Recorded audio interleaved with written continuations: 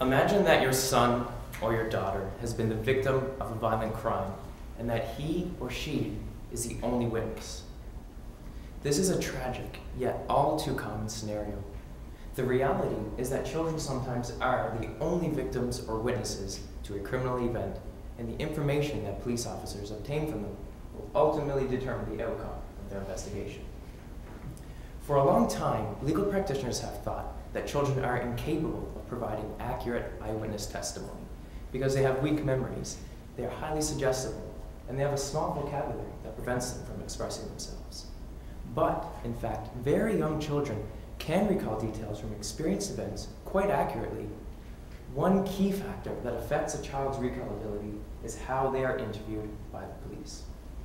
Ideally, to obtain the best information possible, police officers should use practices that allow the child to provide a great deal of information while minimizing any chance of suggestibility. So for my research, I collected a sample of police interviews conducted with child victims and witnesses.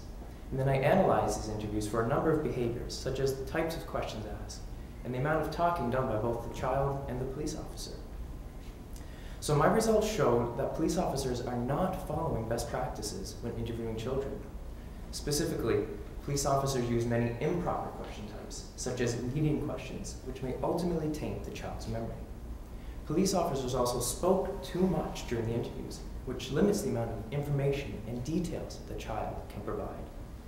Ultimately, these improper practices reduce the overall quality of the police investigation. But the good news is that my research findings are changing the way that police officers are interviewing children. Recently, I was involved in the training course that incorporated my research findings and taught police officers how to properly interview children. And I'm going to continue this research throughout my PhD, and my goal is to advance child interviewing practices all across the country. So I would like to take this opportunity to thank all of you here for listening, and to thank Memorial University and my supervisor, Brent Snook, for supporting people-focused research on the edge. Thank you.